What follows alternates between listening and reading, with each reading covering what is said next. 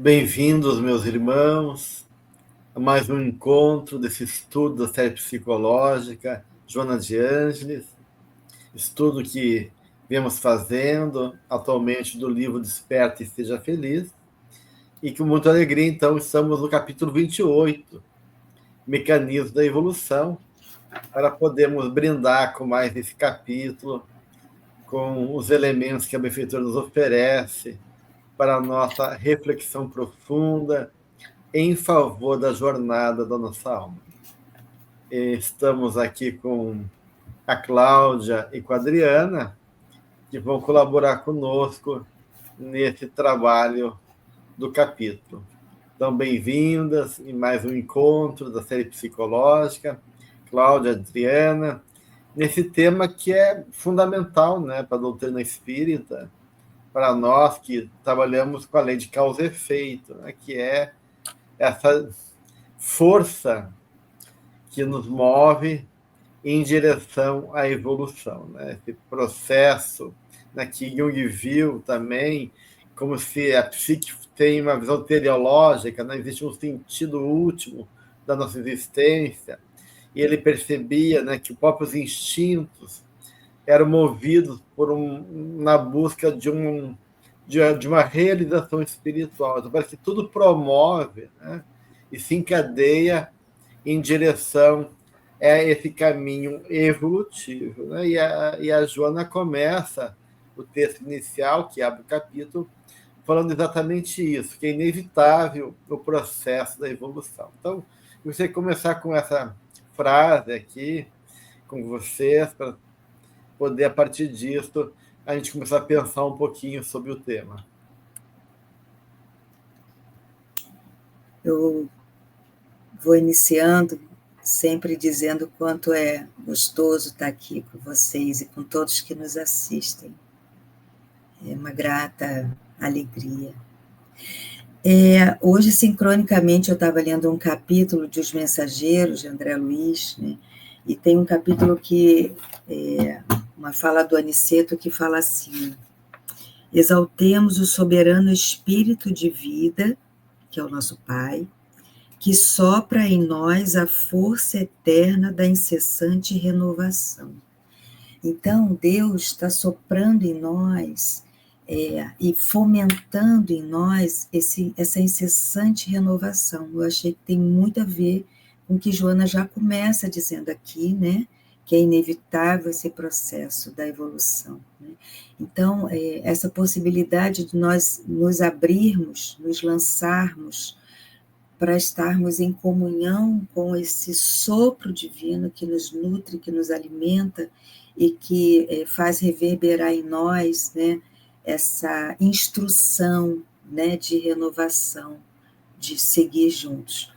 Eu queria inaugurar nossa reflexão com isso, com esse sopro divino que nos acompanha.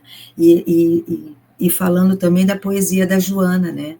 Mergulhado no rio do progresso. Nós estamos nessa onda de progresso divina que não pode parar, não podemos nos deter. A gente pode nos demorar, né? Mas não se para nunca, né? Então vamos conquistando, como ela diz, o espírito conquista abraçada, abraçada, como né, naquele triatlo que a pessoa vai, nada, depois sai, larga a bicicleta, né? São várias atividades que a gente vem fazendo ao longo da vida para que a gente possa, então, galgar essa distância que nos separa do nosso Pai. Né? Então, achei bem bonita, assim, essa imagem de Joana. Realmente é uma alegria enorme estarmos aqui, o livro já terminando, né? Já dando um gostinho de quero mais, e muito importante ela trabalhar o tema do mecanismo, né, da evolução, porque ela vai apresentando a própria dor numa desconstrução histórica de olhar para essa dor como algo ruim, como punição, como castigo. Né? E aqui ela vai mostrando, nesse período do progresso, né? Assim, ela fala mais à frente, né? Que assim como a planta cresce na direção do sol, que é essa questão do fototropismo, né? Então, dentro da planta, ela já tem essa tendência a crescer em direção à luz, nós também vamos trazendo essa tendência inata, né? De crescer em direção a esse tropismo divino, que, querendo ou não, traduzindo isso em termos simbólicos, seria alcançando, né, essa perfeição de forma natural e espontânea. Então, é muito bonito o capítulo, um capítulo muito importante, onde ela vai mostrando todos os mecanismos que a vida nos apresenta para que a gente possa despertar, né? Quando Jesus fala, desperta tu que dormes, né? Muitas vezes nós estamos dormindo ainda nesse processo, e Kardec pergunta, né, na 781, ele pergunta, tem o homem o poder de paralisar a marcha do progresso?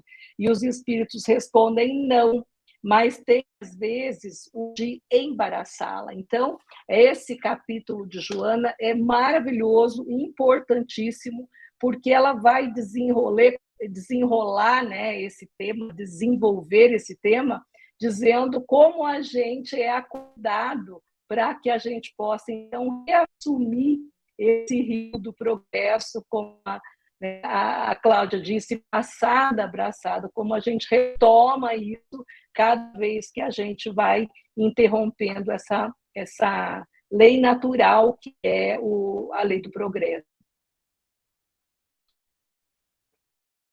É interessante tudo isso, né, gente? Eu fiquei meditando um pouquinho sobre esse material que a Benfeitora nos oferece, né?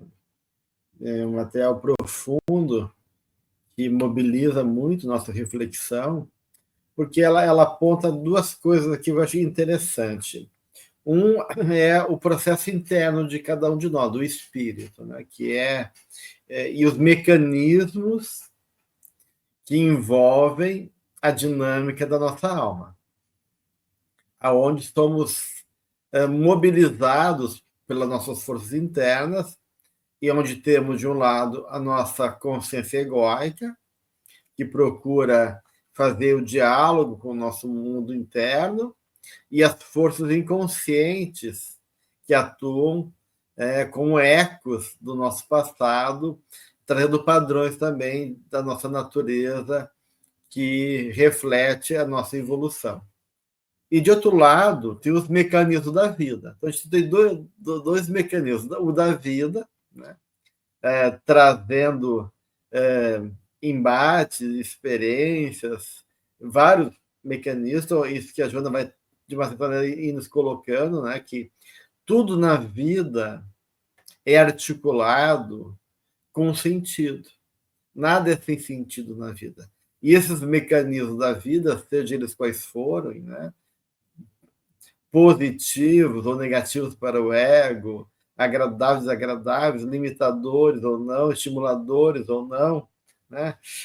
Enfermidades e outros processos, né? Tudo isso é mecanismo que vai se refletir. Então, eu vejo aí na ideia de sincronicidade do Jung, né, que ele vai dizer que há uma correlação conectiva entre a realidade da matéria e os eventos da vida e os processos internos. Então, é como se a vida fizesse uma dança e onde ela refletisse e dialogasse de acordo com a nossa própria dinâmica e sintonia mental. Então, a vida, nesses mecanismos, eles refletem também esse mundo interno. E esse mundo interno, eles têm uma mensagem simbólica, ou seja, mecanismos todos potenciais, mas num arranjo que muitas vezes está contextualizado num percurso próprio de cada um de nós, naquilo que nós precisamos aprender nessa marcha evolutiva. Então, eu vejo aí, né, essa correlação entre os mecanismos da vida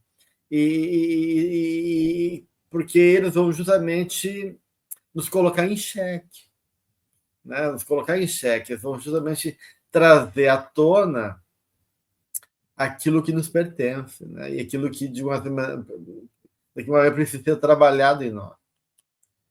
Não sei o que parece isso para vocês, né?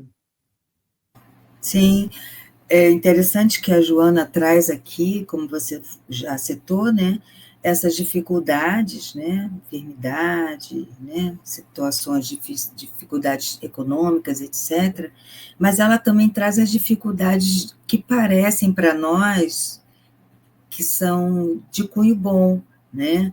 Por exemplo, ela nos fala dos triunfos aparentes, né? Da saúde, a tranquilidade doméstica, que mesmo assim podem ser motivos de aflição, né? Ela fala da fama, né?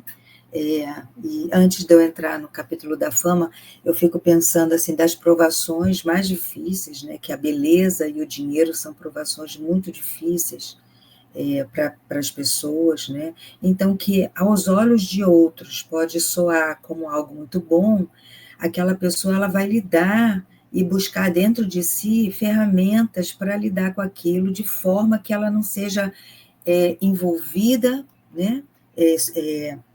Que ela não se perca naquilo, de forma que ela consiga utilizar aquilo a serviço do coletivo, né? Então, assim, aos olhos dos outros, aquilo que parece bom, ninguém sabe o quanto aquela pessoa luta, né, para que ela não sucumba com aquilo. E a Joana nos fala assim: as pessoas que aparentam felicidade e transitam no carro do triunfo também experimentam dores e sofrem ansiedades e depressões. Ou seja, mesmo aquelas, né, que aparentemente estão bem, né, de saúde, financeiramente, né, a gente costuma brincar, a grama do vizinho é sempre mais bonita, mais verdinha, a família dele está sempre mais harmonizada na mesa do café, né, mas vai entrar ali e ver as dificuldades, né. Então, assim, é muito interessante quando ela fala, né, o que parece um triunfo aparente é uma luta, né, incessante, como você disse, Gelson, né, dele com ele mesmo, né, das dificuldades da pessoa com ela mesma, e provações, né? Estamos sempre sendo colocados em teste, pequenos testes diários, né? Nós estamos sempre sendo testados pela vida, né, para que a gente possa revelar o melhor de nós, né, nessa evolução que a Joana nos cita aqui. Vou deixar a fama para, não sei se a Adriana quer citar alguma coisa aí.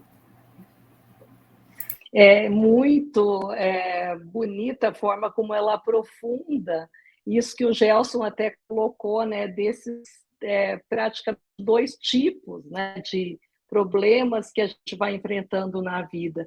Então, os mais fáceis, né, que a gente se depara muito, os que são decorrentes do nosso livre-arbítrio desorganizado, né, o quanto que a gente ainda pela nossa própria imperfeição, a gente vai encontrando situações onde nós esbarramos e que vão obrigando a gente, entrando em contato com essas questões, né, dessas forças, dessa dinâmica da consciência e do inconsciente, vão trazendo questões inconscientes e nesse embate o indivíduo ele vai se conhecendo e vai se aperfeiçoando, ele vai progredindo. E também essa segunda parte, os problemas que da pessoa que já está nesse processo do desenvolvimento, que é isso que a Cláudia trouxe, que às vezes, né, como ela tem uma aparente felicidade, um aparente triunfo, ele desperta na sombra coletiva essa falsa ideia de que é uma felicidade pura, uma felicidade plena, e enquanto que a Joana fala não, né? Até mesmo né, essa aparente felicidade é um motivo de evolução, porque é necessário esse esforço do indivíduo, né? Então, ao ele ter essa ideia de felicidade, ele vai despertar inveja, ele vai despertar o ciúme, né? A maledicência, muitas vezes. Então, o próprio grupo social ele vai fazer o que acontece há 2.000 anos, o que já aconteceu com Jesus lá atrás, né? Que ele, trazer todas as condições de um espírito puro, ele despertou a sombra coletiva e ele foi morto, foi crucificado, né? Então, as pessoas hoje ainda são crucificadas por algo que elas mesmas projetam no outro, né? Então, aí a gente vai vendo esse embate da sombra atuando num coletivo que vai fazer com que a pessoa, né, possa despertar o seu próprio processo de evolução interna. Então, esses quadros são delicados a gente olhar, mas o quanto isso vai gerando em nós a possibilidade até do perdão daquele que calumnia, aquele que fala essas questões todas. Eu vejo mais duas coisas. Hoje estou vendo as coisas em dupla, né? Mas tem mais, a partir do que estou falando, eu tenho mais 2 pontos que eu gostaria de salientar, né? Uma é justamente essa busca da felicidade, que a Joana vai colocar que é necessário a gente descobrir a finalidade da vida. Porque toda a nossa vida tem um significado, um sentido. Se a gente consegue encontrar o sentido que move a nossa existência, a nossa vida não é em vão, né? Porque o significado e o sentido vão dar realmente aquilo que, para nós espíritas, envolve os valores de alma fundamentais nessa caminhada evolutiva. E aí a Joana coloca que o sentido, a finalidade da vida é ser feliz sem restrição. Olha só que revolucionário isso, né? Não é sofrer, não é trabalhar, não sei lá, tantas outras coisas na vida. Ela fala que é ser feliz sem restrição. E parece uma coisa, um contrassenso, quando a gente fala assim, na busca de gratificação, de fama, né? E aí a gente tem que entender o que ela quer dizer com essa felicidade sem restrição, né? Porque justamente ela está falando que essa felicidade, né, e ela faz a comparação dessa semente, dessa plantinha que irrompe, né, os obstáculos, a terra, e como a Adriana falou do eutropismo, né, esse tropismo divino nos lança em direção à luz, né, em direção à comunhão com o nosso Pai. Então, essa felicidade sem restrição é a plenitude do Espírito, é chegar em Deus, né? É a comunhão com Deus, é a plenitude da nossa alma, que envolve a realização das nossas potências internas, que envolve o descortinar de todos os recursos que habitam em nós, que envolve os valores espirituais, que no frigir, né, de tudo, vai nos levar à experiência do amor na sua dimensão mais profunda e mais plena. Então, é isso que é a felicidade. Então, todos nós buscamos a felicidade. Então, esse é o primeiro ponto que eu queria trazer para vocês. E todos nós buscamos a Deus, consciente e inconscientemente. Então, nós somos movidos por essa força que nos atrai. Como diz o Jung, né? Ninguém pode viver sem Deus. Aí entra a questão do segundo ponto, né? Aonde a gente projeta essa felicidade? Aonde a gente projeta essa busca de plenitude, essa busca de comunhão maior que a divindade. Então, completando o que o Jung coloca, falou, ninguém pode viver sem Deus, mas cada um pode escolher o Deus que vai, né,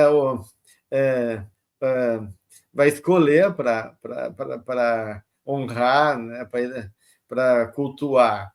Então, aí entra a questão da fama. Então, a fama é uma falta de compreensão dessa felicidade. E é uma falta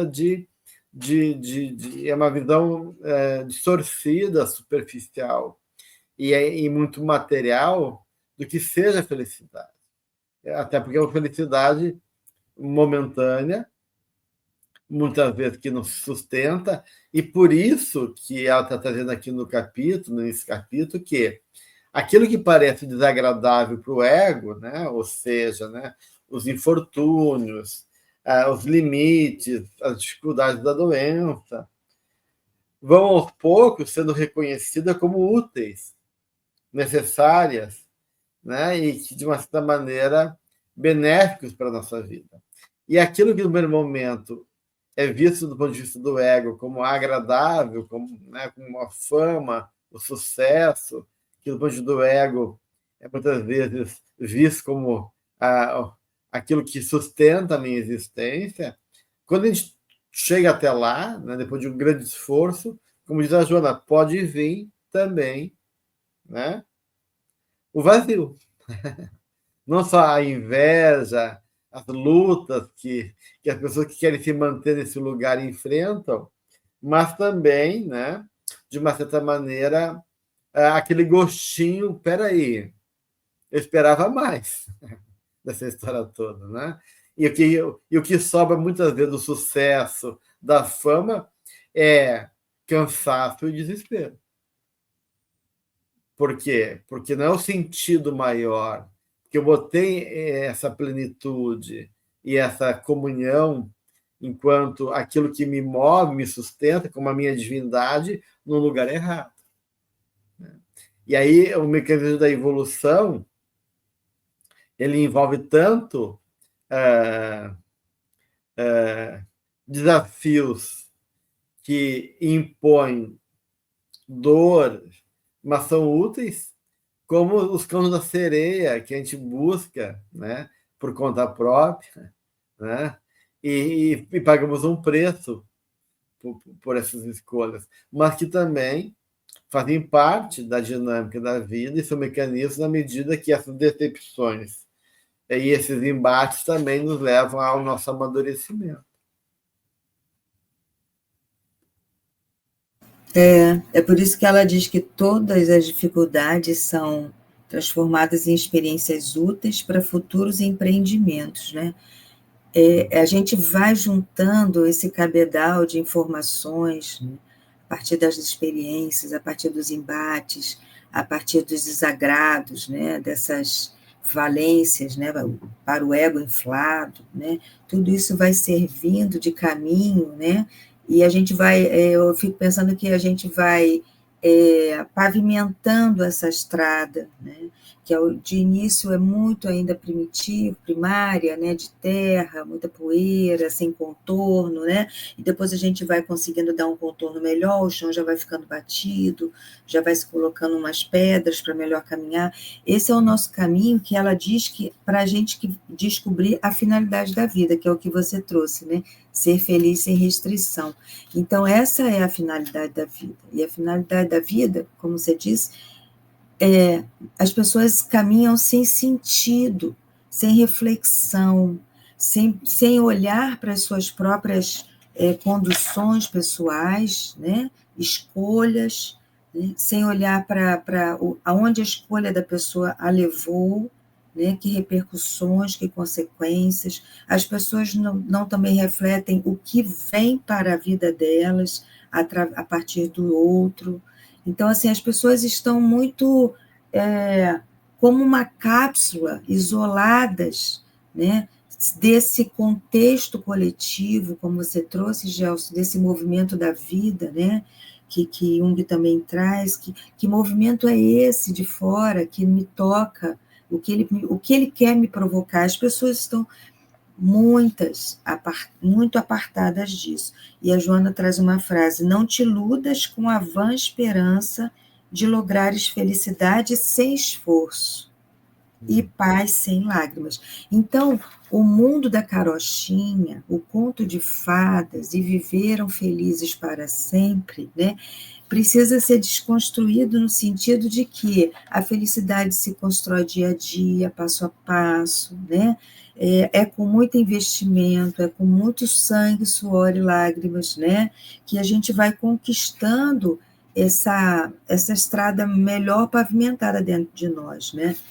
E aí ela diz depois assim, olha, Ela fala que a Terra é uma escola, né? Para os aprendizes em fase de imperfeição e ignorância, lógico, né? E ela diz: alguns bem-intencionados que se esforçam, outros preguiçosos que causam embaraços para si e para os demais, né? Muitos, olha, diversos distraídos e atrasados, muitos distraídos por esse caminhar aí da vida, por essa estrada. Essa estrada vai dar aonde? Não sei. Eu vou caminhando. As pessoas caminham sem meta, sem foco, né? Sem saber onde elas querem chegar. E a gente sabe que quem não sabe para onde quer chegar, qualquer caminho, né, que chegar para elas. E aí ela diz: raros com aproveitamento louvável, né? Então, são raros que têm esse aproveitamento louvável. Mas aí ela põe uma vírgula e diz assim: mesmo assim, vivendo as condições e peripécias da sua humanidade. Né? Então, todos estamos num caminho de humanidade, de lapidação. É isso que a Joana nos fala, né? E quando ela traz assim, alguns bem-intencionados, outros preguiçosos, diversos distraídos, ela nos recoloca num lugar de presta atenção, porque o mecanismo da vida está te convocando e você está atrapalhado, atrasado, atrasando outros, criando problema, dificuldade. Então, cai na real, é como se ela estivesse falando, cai na real, se situa nessa caminhada toda, né? Sempre aquele puxãozinho de orelha, né? Volta para o foco, né? Volta. E aí é interessante, né, Cláudia, porque parece que ela nos convoca, né, a essa reflexão do que é real e o que de fato é uma ilusão, né? Quando a gente começa a pensar, tá, mas o que é a felicidade mesmo, né? Eu quero dessa vida, o que eu estou lutando, porque eu estou aqui assim, com a vida, com o tempo, o que eu tenho feito com o meu dinheiro, o que eu tenho feito com a minha energia, com o meu pensamento, né? Então, aí a gente cai nas questões de ego, porque quando ela fala, eu vou retomar essa parte que você leu, né? Não te iludas com a vã esperança de lograr a felicidade sem esforço. Quem pensa dessa maneira é o ego. O ego que quer sombra e água fresca, quer ficar lá sentadinho, sem fazer nada. Aqueles pais, né, com aquela grande até boa vontade, não querem que os filhos sofram. Não, coitadinho, eu não quero que o meu filho passe por uma coisa que eu passei e foi tão difícil, né? Mas nós só conseguimos chegar onde estamos hoje, que não é tanto assim, mas graças aos nossos tentativa e erro e acerto, né? Cai, levanta. E quando o pai priva a criança desse ir para a vida e vai sofrendo, e levantando e caindo, ele vai estar privando o filho de desenvolver a resistência até mesmo orgânica, né? A gente vê que as crianças estão cada dia mais, entram em contato com um arzinho frio, pronto, já resfriou. Por quê? Porque até fisicamente eles não têm uma resistência assim. E em termos psíquicos, eles não estão tendo oportunidade desse conflito, né? Até de posso, não posso, devo, não devo, e com isso ele não vai desenvolvendo consciência. Então, a gente vai achando que a grama do outro é mais verde, sim, porque olha que legal, ele está feliz ali, e eu aqui me debatendo às vezes. Então, a gente quer ter paz, mas não quer pagar o tributo. Então, esse esforço, eu gosto muito de olhar para a imagem da borboleta saindo do casulo, né? Olha só, ela faz todo um esforço para romper aquele casulo, ela faz um esforço para abrir, ela coloca ali a patinha, a cabecinha, até ela consegue. Só que se a gente ficar com pena dela e rasgar o casulo, nunca ela vai voar, porque ela não desenvolveu o esforço suficiente para que a asa, né, em termos musculares, o músculo da asa não vai conseguir ter a flexibilidade suficiente para voar. E assim a gente faz, né, com essa lente embaçada do ego, acreditando, né, com uma grande ilusão, de que a minha felicidade vai cair do céu, né, assim, de paraquedas, pluf. E aí a gente quer a fada mágica, né, que as coisas aconteçam num passe de mágica. Aqui ela vai chamando, não, gente, a Terra é uma escola e nós somos todos aprendizes. E a gente está na fase da imperfeição e da ignorância. Então, é importante a gente tomar consciência e ir aprendendo com os nossos erros, nos permitindo errar, porque a gente tem visto no consultório aquelas pessoas que chegam toda rígida, toda dura, né? E aí você vai ver um padrão que não pode errar, um padrão que se cobra muito, uma inflexibilidade. Então, isso tudo grande parte disso é essa grande ilusão de que eu, né, poderia ser feliz sem esforço nenhum. E, ao contrário, esse esforço vai fazendo com que o self emerja, né? Ele vai podendo mostrar que é ele que manda, porque é nesse momento onde a pessoa se sente mais perdida que ele vai sentir a existência aí nessa psique de algo maior que dirige. E aí esse ego vai ouvir essa intuição e aí ele vai falar, nossa, olha, deu certo, né? Alguma coisa me passou uma ideia. E aí é o autoconhecimento. Então, olha, isso é esforço, isso é trabalho, né? É árduo, é uma tarefa difícil, que vai exigir essa, né? Aquela coisa racional de escrutinar, né? Abrir esse serve, esse não serve. Aquele pensamento onde vai separar o joio do trigo. E a parábola do joio e do trigo é linda. Como que é o joio e como que é o trigo? Se você olhar, que são iguais. Como que eu vou fazer para separar? Eu vou ter que deixar os dois nascerem. E aí, depois que nasceu, eu posso observar o que é joio e o que é trigo. Então, é isso, né? O ego precisa observar e aprender que não há paz sem lágrimas. É interessante, porque a gente vê dentro desse processo todo, né, que, de um lado, né, como a Cláudia colocou, né, nessas várias atitudes que Joana cita, os distraídos, os atrasados, né, os que estão embaraçados pela preguiça, né, e querendo embaraço também, e aqueles que estão no esforço louvável, né, da luta, do compromisso. E aí tem, de novo, dois aspectos que me parece interessante. Primeiro é realmente esse trabalho de autoconhecimento, né? Essa trabalho de lucidez do espírito para poder se perceber e perceber a realidade. Então, um trabalho de poder realmente, né, refletir, de poder ter consciência de si mesmo, de poder ter um olhar mais profundo da vida, não viver apenas na superfície ou naquele estado de sono que Joana muitas vezes coloca, né? Então, pegar para si esse compromisso, né? Mas nem tudo a gente vai poder compreender, né? A gente não consegue, como ela diz a Joana, nós estamos numa fase de imperfeição e ignorância. Então, a ignorância nos pertence ainda. A consciência, ela é muito limitada.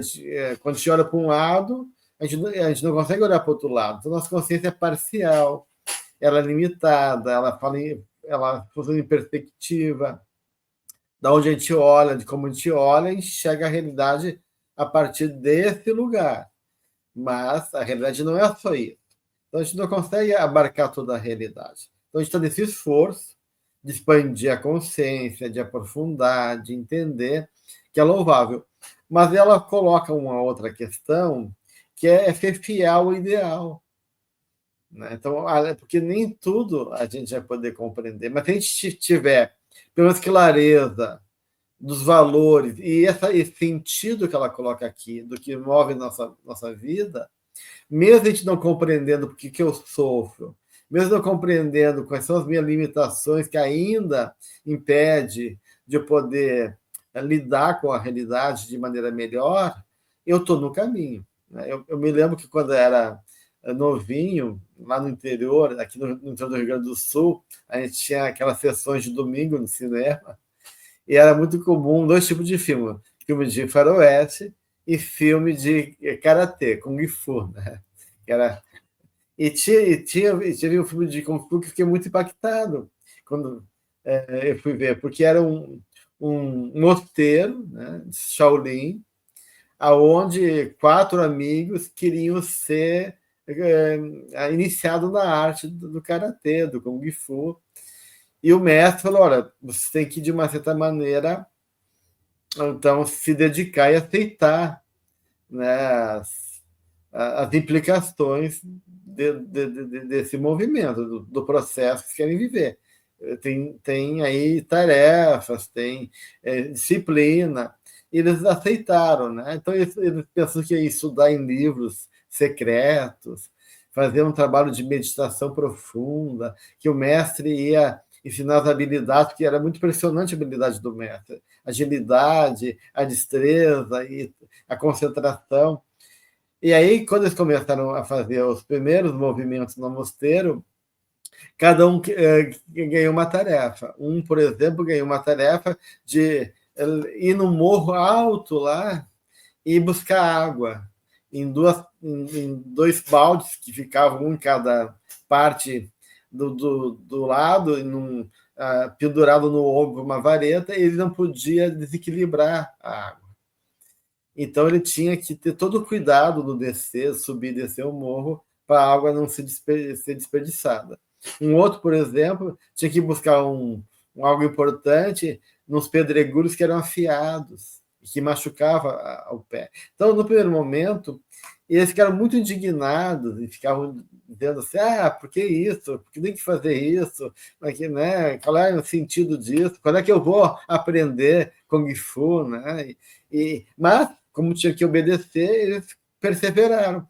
E justamente todas essas tarefas eram habilidades fundamentais que eles iam ter que criar para depois poder realmente desenvolver a arte Kung Fu, do gafanhoto, ou do leopardo, né, do tigre, cada um com as suas técnicas, né?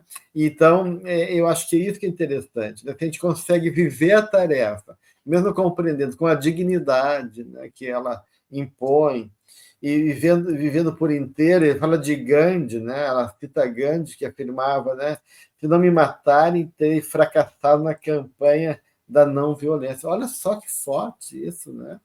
Se não me matarem, ou seja, se eu não tiver pagando o preço da resistência e a minha morte não for vivenciado como uma forma, né, de gerar uma tensão que possa trazer a consciência do que seja a não violência, a minha vida não tem sentido. Então, olha a entrega, né, absoluta dele para o seu compromisso, independente das consequências disso.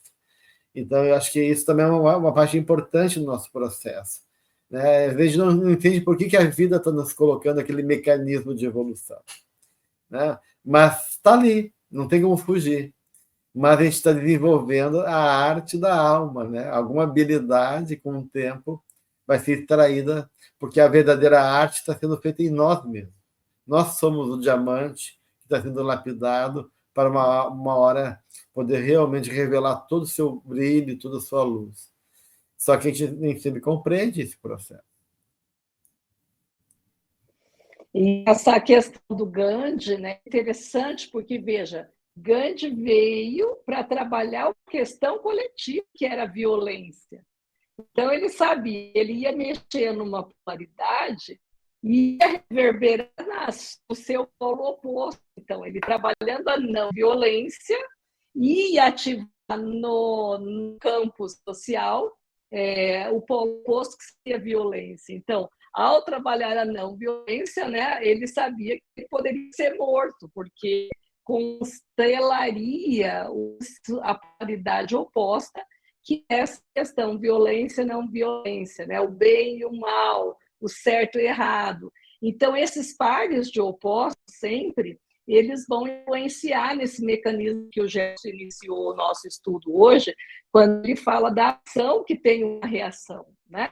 Então, aqui fala: raros os apóstolos do bem que não sofreram a perseguição dos próprios correligionários. transformados em competidores e difamadores cruéis. Veja, não era o inimigo que atacou, mas alguém que trabalhava próximo, alguém, né, um amigo. Aqui, às vezes, amigo solidário de agora se transmuta em adversário mais tarde. Então, olha como ela faz a gente pensar, né?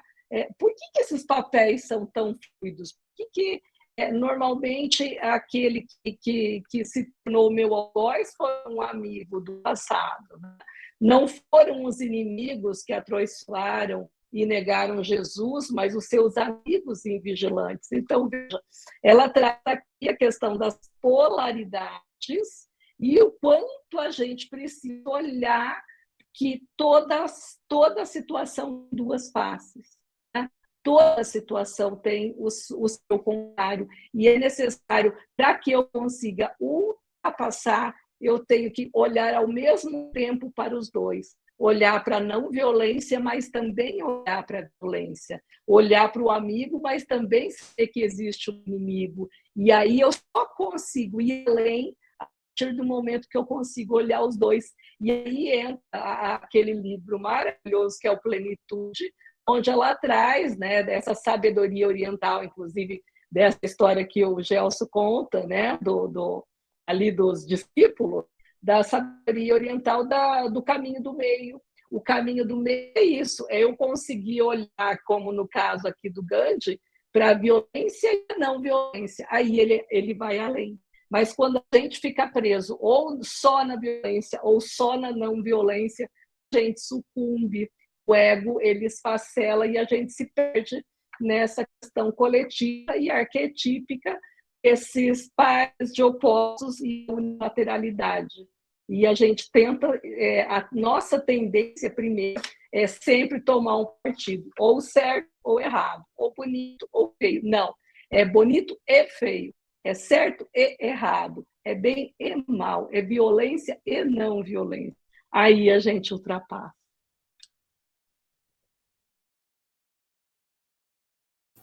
Bacana isso que vocês estão trazendo. Eu fiquei pensando também sobre isso, vocês falaram há algum tempo atrás sobre o numen, o luminoso, né?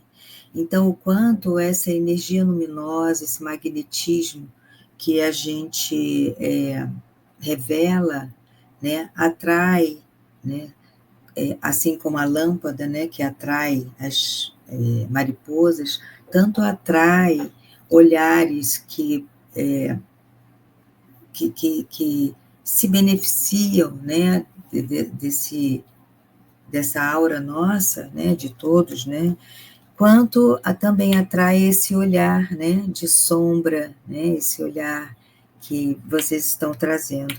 E aí eu fiquei também refletindo sobre essas personagens que ela trouxe, né, Gandhi, né, os apóstolos do bem, o próprio Jesus, o quanto eles revelaram de numen, né, e o quanto eles foram também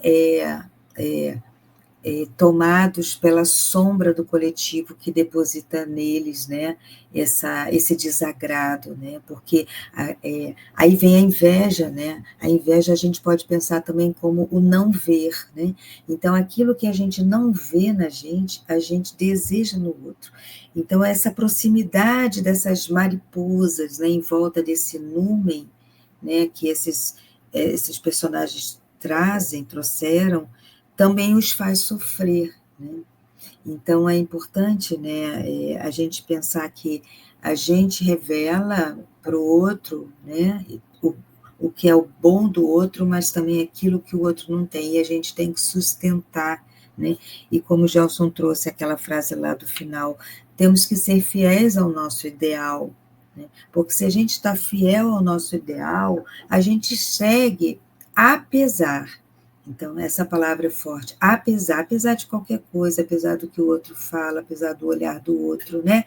Apesar daquele amigo que, em algum momento, ele é amigo porque ele troca com a gente as dificuldades, mas quando a gente revela um progresso, aquele amigo já fica um pouco insatisfeito, porque ele ainda não caminhou, né? Então, é aquilo que ela traz, o amigo solidário já se torna um adversário, né? Pode ser não tão forte, mas é alguém que já nos olha assim, já estranha. Como é que você seguiu adiante e eu ainda não segui, né? Então, mas isso tudo revela a humanidade nossa, né? E a Joana sempre traz essa compaixão pela humanidade, o quanto nós precisamos da compaixão do outro, né? Desse olhar caridoso, afetuoso, e o quanto a gente precisa também, né? Cuidar desse outro que fica desagradado, né, da gente estar seguindo de alguma forma, né, e aí lembrando que ela diz, ninguém sabe, né, céus e terras, o que a gente move para poder seguir adiante, né, eu acho isso bonito. Então, quando Gandhi fala, né, se não me matarem, terei fracassado na campanha da não violência, eu não teria atraído olhares, né, e ele veio para isso, assim como Jesus, né.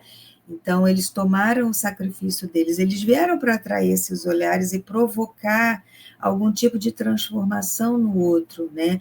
Mesmo que seja nessa contrapartida de agressão, né? Porque aquilo que nos incomoda, né? O mecanismo é afastar o outro, agredir, né? Denunciar, eu te denuncio porque você está me incomodando, né? Está incomodando naquilo que eu não consigo seguir. Então, precisa realmente ter sustentar isso é que é bonito, né? Que a Joana nos lembra, né? De todos aqueles que já vieram, como eles sustentaram esse caminho, né? Os próprios apóstolos, né? Desculpa, apóstolo não, aquelas pessoas lá do tempo, né? Da antiguidade, da Idade Média, onde eles eram torturados, né, colocados em sacrifício, né, que se reuniam em orações e entendiam que aquilo era só um temporário. Eu fico pensando, gente, que maturidade é essa espiritual que os fizeram, né, sustentar esse caminho, né? É muito bonito isso, sempre. E aí, assim, aproveitando aí já estou falando demais, mas já aproveitando o final, eu pego a frase anterior que diz assim, também és estudante algo negligente, equivocando-te, envolvendo-te em pugnas mesquinhas, em lutas, em discussões banais, né, do cotidiano, né, fulano falou assim comigo, eu não gostei do olhar de ciclano, né, bobagens, né, gerando animosidade e perdendo tempo útil. Eu acho que é isso que é importante, né? A gente não pode se perder, né? E perder o nosso tempo útil. E é por isso, né, Cláudia, que ela vai colocar depois no outro tópico, então que cabe a cada um de nós a tarefa honrosa de poder enfrentar as dificuldades, problemas e buscar solucioná-los. Mesmo que a gente não consiga, é nosso dever assumir a vida como parte da existência e se ocupar dela, né? Se ocupar verdadeiramente dela. Então, ela é categórica aí, né? Há essa tarefa honrosa de enfrentar, então, a questão da coragem, a questão do posicionamento frente à vida, a questão de não fugir, né, de poder realmente encarar a vida, por mais difícil que pareça, né, quer dizer, fugir é sempre um bom negócio.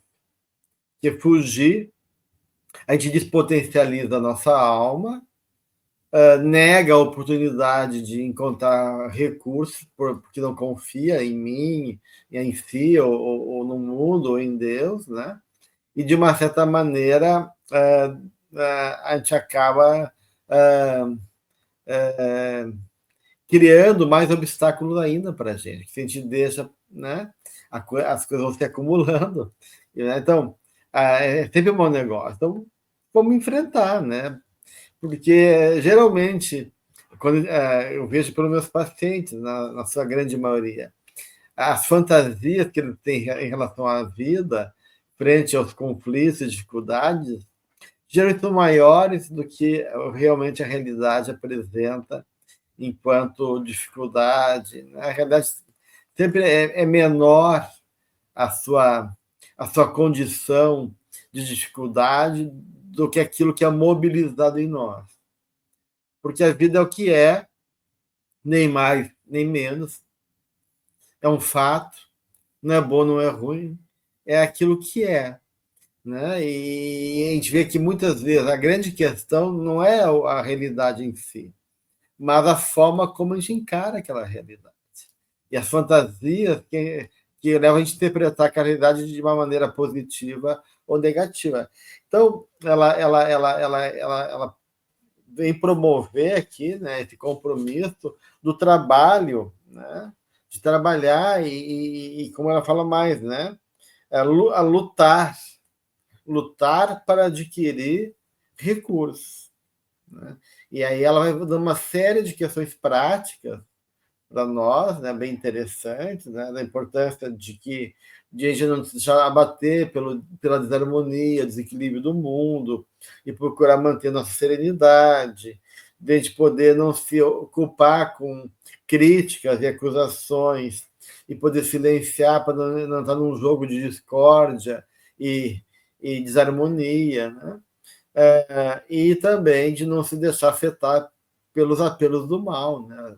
Manter nosso foco em favor dos valores que o bem promove. Então, ela está dando assim, umas dicas valiosíssimas para todos nós, né?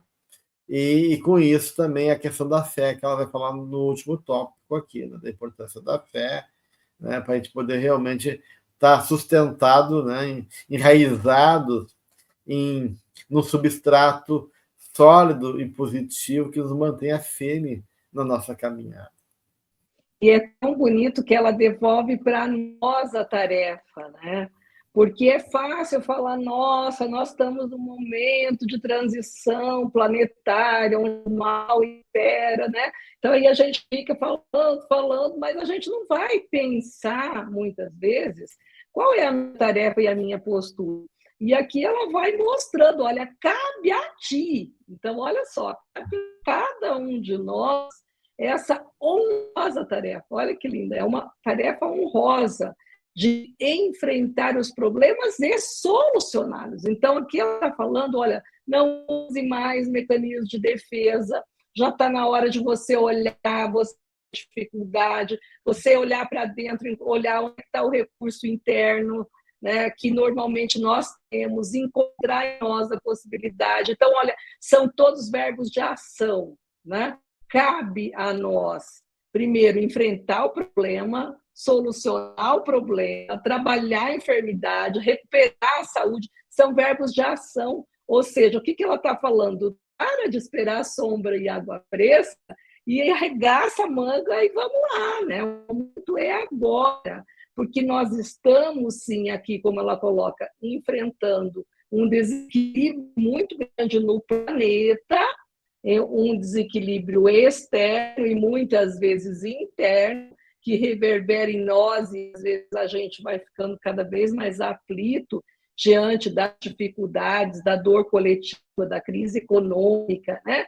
E aí começa esse vozerio das acusações. E ela traz algo muito importante, que é a questão da serenidade, a questão do silêncio interno para poder ouvir a inspiração dos espíritos protetores, dos espíritos amigos que estão ali a nos passar, né, uma intuição para nos mostrar um caminho.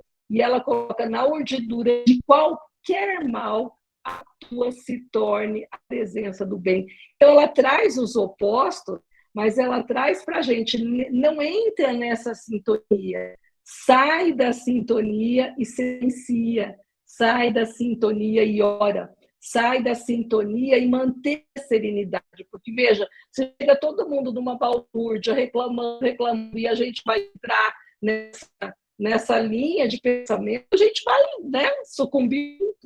Então, parar e manter a calma. Se Deus é justo, há uma justiça nessa aflição. Há um para quê, aquilo que o Gelson falou no início, né? Uma finalidade, aqui que sempre nos impulsiona para um caminho, para uma finalidade, para um objetivo. Então, parar para conseguir olhar que caminho é esse. Essa parte é brilhante, né? E aí ela traz a fé. Nunca abandones a trilha da fé. nem partes dos deveres sacrificiais porque sofres ou defrontas as dificuldades. Eu adoro olhar essa questão do sacrifício, olhando, né, as palavras, o que serve, sacro, sagrado e ofício de trabalho. Então, sacrifício é um trabalho sagrado que eu faço para contribuir com alguma questão. Não é a coisa dura, difícil, né, que eu fico fazendo e me reclamando, não. É um ofício sagrado que eu faço em benefício de algo. Olha como muda toda, né, o ponto de vista, a forma, até a sintonia. Belíssimo, Joana, realmente a nossa poetisa trazendo caminhos para a tamanha dor e aflição para o momento que nós estamos vivendo. Sim. Esse sacro ofício é muito bonito mesmo, né? Porque, assim, o ego infantil, ele sempre quer comparar. Ah, fulano não faz assim, né? Então, é ainda muito infantil e imaturo. Se a gente segue, como ela nos diz, para não perder um tempo útil, se a gente segue assim, a gente não olha para o lado, a gente vai adiante pavimentando a nossa estrada, porque sabe que é uma estrada coletiva, e se o outro não faz paciência, né? Muita coisa a gente também não enxerga e não consegue fazer.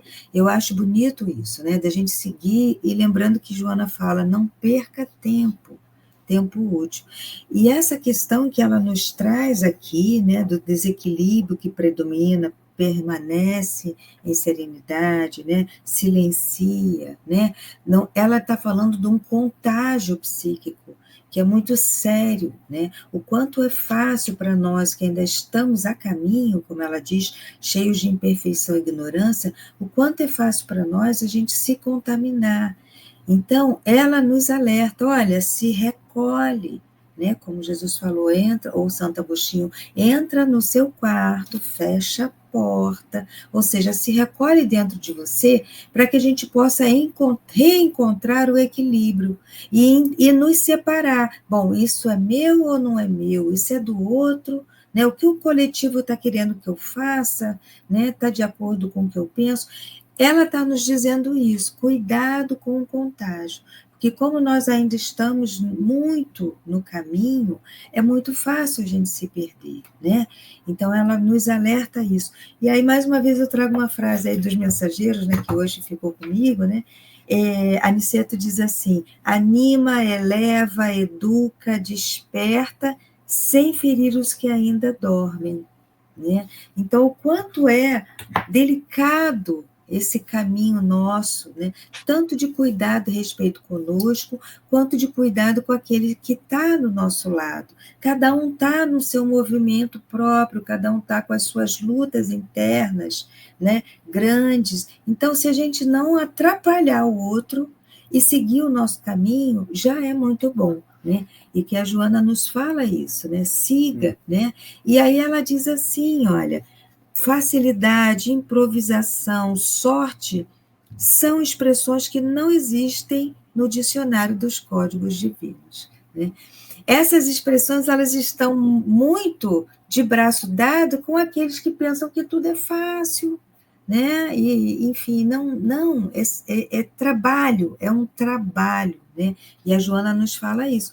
Tudo são conquistas arduamente conseguidas, né? Então, De é uma um certa trabalho. maneira, né, Cláudia, aquilo que é facilidade já é uma conquista, né? É fácil porque se tornou, né, algo internalizado. Então, a gente passou por um período de, né, quando a gente automatiza algo, né, uma pessoa, né, que vai, né, e vai construindo um conhecimento, ou aprendendo uma língua, ou uma habilidade artística, né, são anos de elaboração, de treino, disciplina, né? E aí, quando a pessoa toca, vai ser muito fácil. Não, como é fácil para ele tocar? Não é que seja fácil. Ele chegou lá, né? Chegou lá justamente, né, por essas conquistas, como diz, arduamente conseguidas. Né? Então, e sorte também. Sorte é porque tu foi abençoado porque tu merece, né? Tu conquistou também. Então, nada é uma preferência, Deus, esse aqui eu gostei dele. porque não gostei. Não, a dinâmica da vida é perfeita e justa, né? E eu queria terminar aí o nosso estudo, né, já que o nosso tempo já está esgotado, com 3 pontos práticos que ela nos coloca como um certo mantra, né? Algo que a gente tem que carregar para nós como uma forma de poder realmente vivenciar e aproveitar as oportunidades da vida, que é: não temas, não recues e não te desespere. Então, eu gostaria que todos nós meditássemos um pouquinho nesses 3 elementos, né? E trouxesse para a consciência, para pertinho de si, né? Puxa, né? Que se implica na minha vida, né? De que maneira eu posso me vivenciar cada vez mais esse lugar de não temer, de não recuar e não se desesperar. Então, eu gostaria de poder sublinhar esses pontos aí que eu acho fundamentais para o nosso compromisso com a vida, e quem sabe em algum outro momento a gente possa discutir um pouquinho mais deles, né, e voltar neles em algum outro momento, tá bom? Ok, então, gente. Obrigado, Cláudia, Adriana. Obrigado a todos que nos acompanham pelo canal da Maçã do Caminho, o Espiritismo Play, e já convidando a todos para o nosso próximo encontro, né, o capítulo 29, Sobrevivência e Libertação. Que Jesus nos abençoe. Vamos prosseguir, então, com alegria, com fé, sem esse temor que impede a gente de aproveitar cada momento da nossa existência. Um abraço e até o próximo encontro.